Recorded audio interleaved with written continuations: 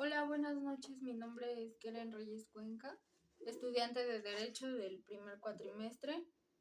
Yo les voy a hablar un poco sobre lo que es el iter criminis. El iter criminis es del término latín que significa camino del delito. Es camino del crimen, es decir, el conjunto de etapas que atraviesa el proceso de ejecución de un delito. Desde el momento en el que existe la idea de cometer el delito hasta su preparación y la ejecución.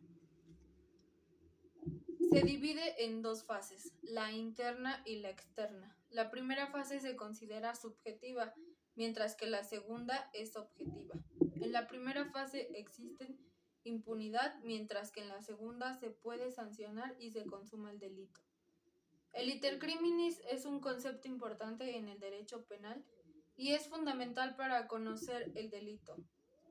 Este vocablo iter criminis proviene del latín, como lo había dicho en un principio. Cuenta con una gran importancia y se traduce como camino del delito.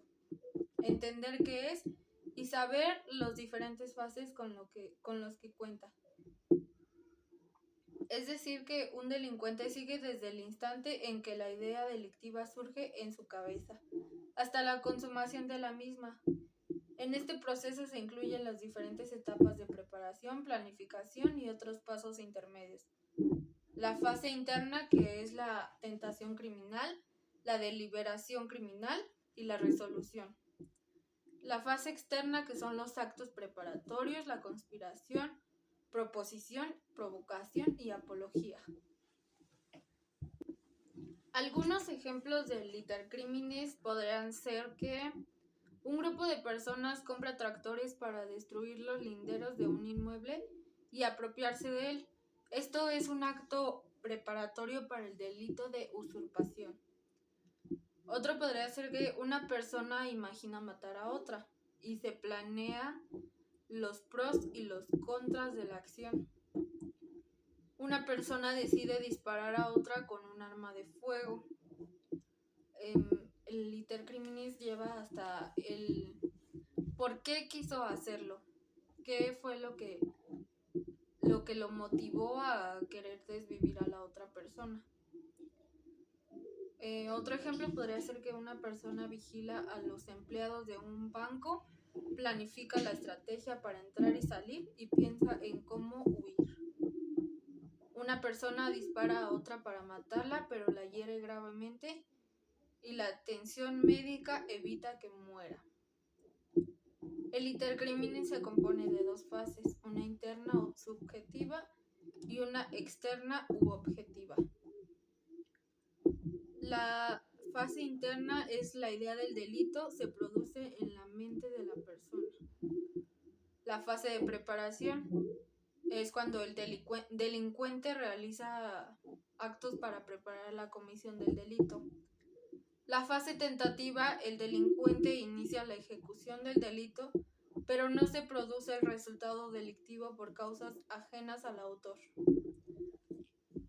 La fase de consumación, se producen todos los actos que dan el lugar al delito y se lesiona o pone en peligro un bien jurídico protegido.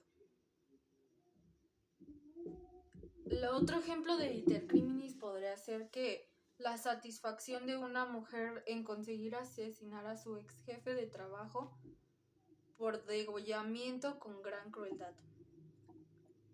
Aquí la persona ha alcanzado el agotamiento del delito de homicidio calificado, acontecido luego de la consumación del mismo, tipificado en el artículo 108, numeral 3 del Código Penal. Bueno, ahora que ya les hablé sobre lo que es el iter criminis, que es lo de el camino del delito, es desde que una persona lo idea en su mente hasta que planea todo y hace todo como lo planeó, y de ahí a su pena. Ahora les voy a hablar un poco sobre lo que es el amparo. Un amparo es un procedimiento legal que permite a las personas solicitar la protección de sus derechos y garantías constitucionales frente a la autoridad. Se trata de un derecho público subjetivo que tienen todas las personas, ya sean físicas o morales. El amparo es un instrumento jurídico que sirve para reconocerse como sujetos de derechos, exigir el respeto a los derechos frente a la autoridad, propiciar el respeto entre las personas, hacer respetar los imperativos constitucionales. En México, el juicio de amparo es la última instancia de impugnación de la mayoría de los procedimientos judiciales. México es de los países que más realizan los amparos. En México, el juicio de amparo es la última instancia de impugnación de la mayoría de los procedimientos judiciales, administrativos y legislativos. El juicio de amparo se rige por la Ley de Amparo, que es reglamentaria de los artículos 103 y 107 de la Constitución Política de los Estados Unidos Mexicanos. La acción de un amparo judicial es que puede iniciar toda persona para solicitar a la justicia la protección urgente de un derecho o garantía cuyo ejercicio le fuese desconocido o estuviese amenazado por una autoridad pública o por otra persona. El amparo, por lo regular, se hace después 30 días, se tiene que hacer 30 días posteriores a su sentencia que ya le hayan dado. Y se puede hacer por algo que no hayan hecho bien contra el demandado, ya sea que lo hayan violentado o hayan violado alguno de sus derechos, y eso puede hacer que reduzca su pena que le dieron, o algunas veces hasta salen libres solo porque hicieron algo mal en el momento de que lo agarraron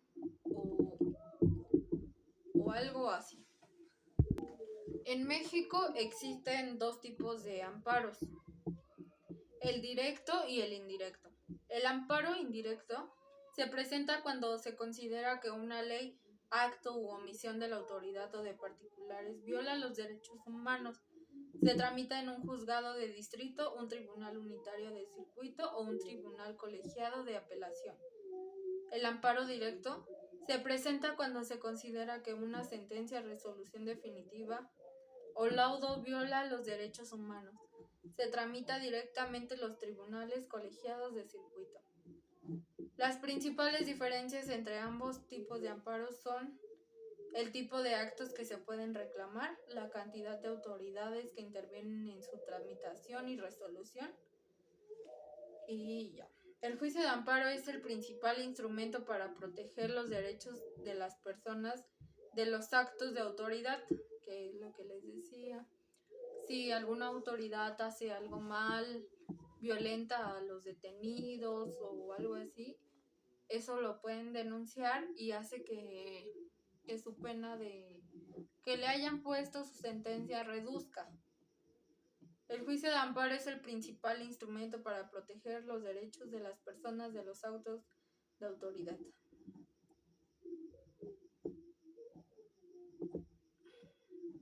El amparo correctivo, que busca corregir un arresto, detención o prisión producida con infracción a la Constitución o a la ley.